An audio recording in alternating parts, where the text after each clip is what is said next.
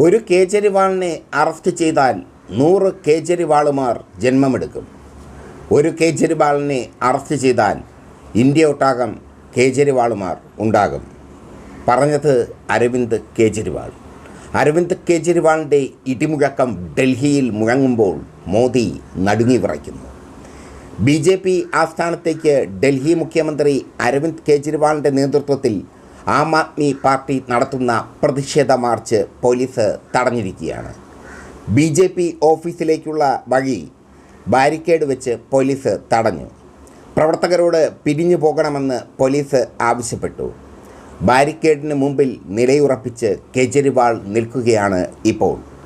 പാർട്ടിയെ തകർക്കാൻ operation ചൂലിന് BJP ശ്രമം നടത്തുകയാണെന്നും ഒരു കേജ്രിവാളിനെ അറസ്റ്റ് ചെയ്താൽ 100 കേജ്രിവാളുമാർ ജന്മമെടുക്കുമെന്നും അരവിന്ദ് കേജ്രിവാൾ മോദിക്ക് മുന്നറിയിപ്പ് നൽകി.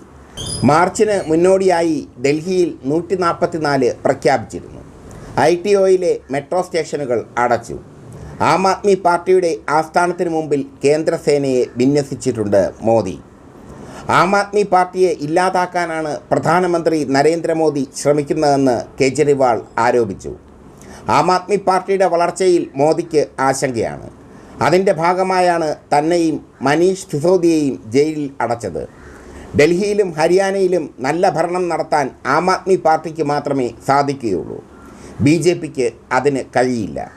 വരുംകാല രാഷ്ട്രീയത്തിൽ BJPയുടെ ഏറ്റവും വലിയ എതിരാളിയായി ആം ആദ്മി പാർട്ടി മാറുമെന്ന ബോധ്യം പ്രധാനമന്ത്രിക്കുണ്ട്. ഇന്ത്യ മുന്നണി അധികാരത്തിലെത്തിയാൽ ദരിദ്രർക്ക് രാജ്യം മുഴുവൻ സൗജന്യമായി വൈദ്യുതി വിതരണം ചെയ്യും.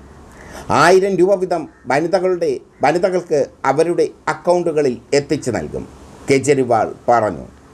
കേജ്രിവാൾ സംസാരിക്കുന്നതിനിടെ അദ്ദേഹത്തിനെതിരെ സദസ്സിൽ നിന്നും BJP പ്രവർത്തകൻ്റെ പ്രതിഷേധമുണ്ടായി.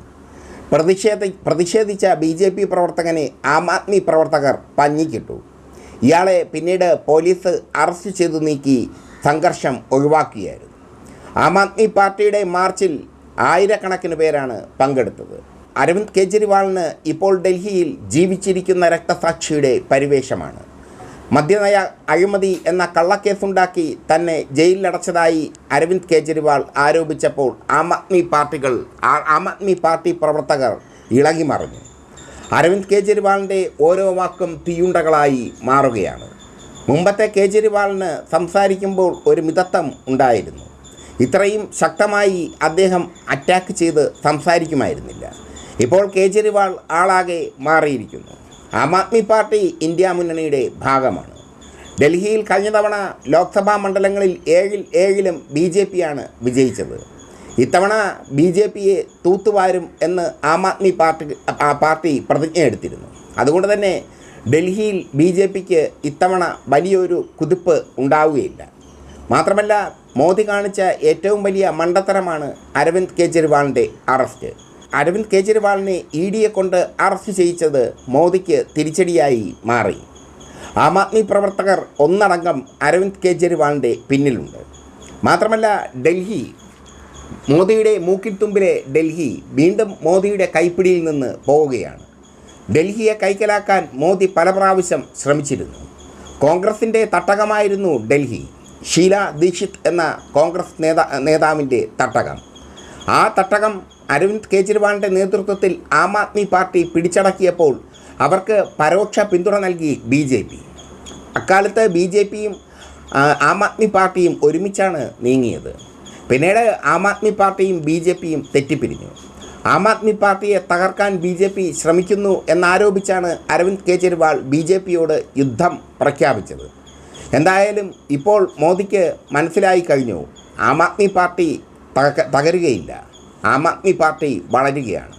പഞ്ചാബിലും ഹരിയാനയിലും അവർ ശ്രദ്ധേയമായ സാന്നിധ്യമാണ്.